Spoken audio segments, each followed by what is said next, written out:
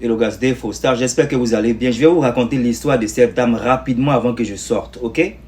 C'est une dame qui est ici en Angleterre et sa camarade lui a raconté quelque chose là. Voilà, allons-y. Je vais vous raconter mot par mot ce qu'elle dit.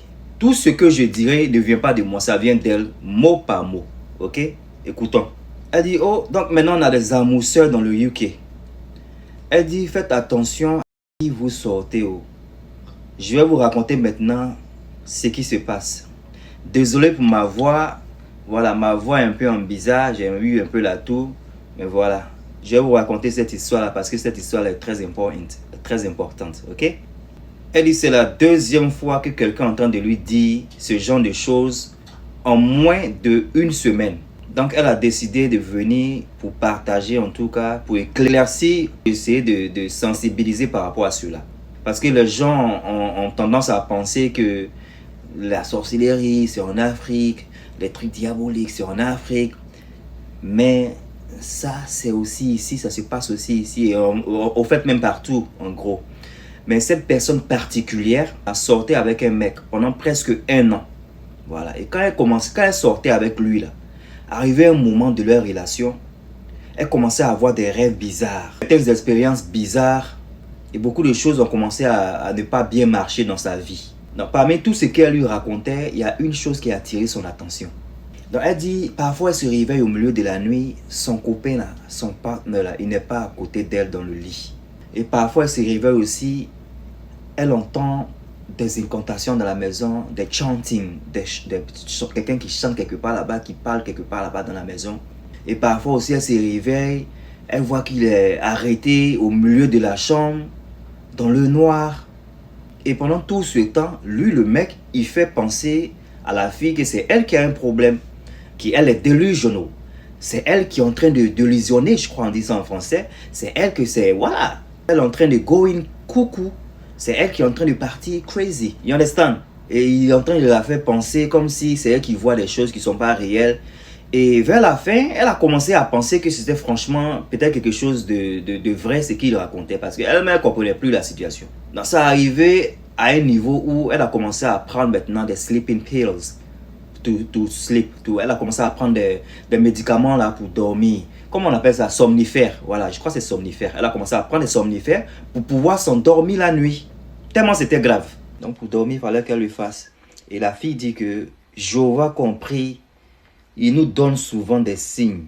C'est à nous parfois de prêter attention, d'avoir le discernement. Et quand tu as ces signes-là, il ne faut pas les ignorer. Arrivé à un niveau de sa vie où elle a décidé de devenir la prieuse de la maison. Elle est devenue comme Jean le Baptiste. Elle prie, oh, elle prie, elle prie, oh, elle prie dans la maison là. Dans ses prières, elle priait à Dieu pour que Dieu l'aide par rapport à comment elle se sent, comment ses nuits sont tourmentées et tout ça. Elle priait sincèrement à Dieu. Ouais, non. Donc la fille dit, elle va vous dire quelque chose qui va vous faire rire parce que la partie il faut qu'elle vous raconte.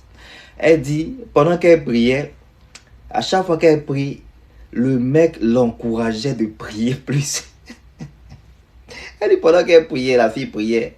La fille dit, le mec dit, il faut prier, que tu souffres trop. Franchement, c'est quelle histoire ça, il faut prier.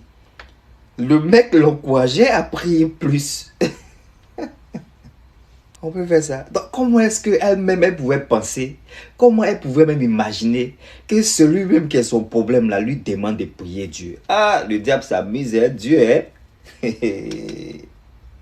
ne pouvait pas imaginer que ça venait de lui. Voilà. Donc, long story short, elle a dit elle va couper l'histoire ici pour ne pas que ça soit une longue histoire.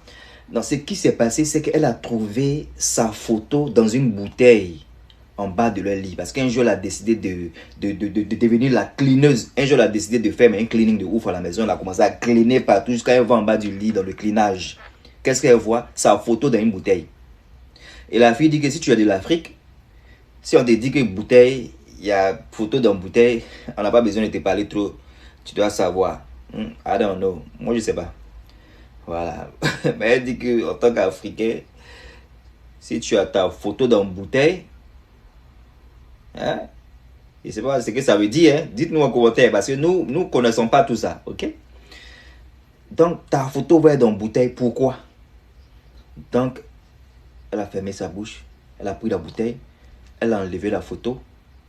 Et puis, elle a fait sa valise. Et puis elle a fait le Usain Bolt. Donc elle a pris la tangente, elle s'est joué le Usain Bolt. Vous connaissez Usain Bolt, le gars coureur jamaïcain là. C'est ça, elle a pris ses trucs et puis elle est partie.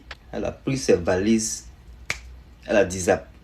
Donc elle a cherché, elle cherchait à savoir où la fille était. Mais la fille avait changé son numéro. Donc c'est elle qui est rentrée en contact après avec elle. Et puis elle lui a expliqué pourquoi elle a changé son numéro. Et puis elle a parlé de ce qui lui est arrivé. Voilà, quand elle lui a dit les raisons pourquoi elle a changé son numéro, elle a expliqué l'histoire. Donc la fille dit que c'est la deuxième fois, en tout cas quelqu'un lui parle de ça, la semaine où elle racontait l'histoire là. Donc elle se demande combien de personnes, en tout cas dehors là-bas, sont comme ce monsieur là. Et elle a une de ses camarades qui a dit qu'il y a un groupe même de WhatsApp de personnes qui font les amours à Londres là-bas.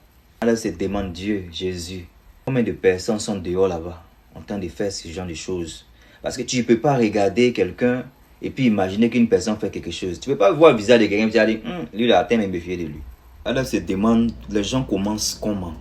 D'où est-ce que l'idée vient à quelqu'un de vouloir faire ce genre de choses? Parce que, voilà, comme je l'ai dit, on ne peut pas regarder le visage de quelqu'un et puis décider. Les gens sont tellement desperate. Elle dit aussi qu'au moins en Afrique, les gens le font. Elle n'est pas en train de dire que c'est acceptable en Afrique, mais au moins on va dire que là-bas c'est parce qu'il y a la galère et tout ça. Et je ne dis pas ça pour vous qui venez souvent ici là, pour penser que c'est quelque chose à faire parce que vous êtes dans la galère. Non. Elle ne croit pas que des gens vont être en Europe, en Angleterre et puis faire ça parce qu'il y a les opportunités ici pour pouvoir au moins s'en sortir. Ici, tu as un boulot, parce que le mec travaille, tu as un boulot, tu as les opportunités ici. Qu'est-ce qui peut pousser quelqu'un à vouloir faire ça? Est-ce que c'est le greediness? Ça, c'est moi qui suis en train de le dire. Donc, c'est quoi le but? Pourquoi faire ça en Europe? Bon, elle ne sait pas. Mais les gens sont dedans. Voilà. Les gens sont dans les amours, ils sont dans les rituels. Ils sont ici pour on ne sait pas. Donc, voilà, elle vient ici pour raise awareness. Elle vient ici pour conscientiser, pour sensibiliser. Elle dit que si tu as un signe, que Dieu te donne des signes, tu as des discernements. Si tu as ton instinct te parle, il faut écouter. Voilà, parce que notre instinct ne ment jamais. Ok?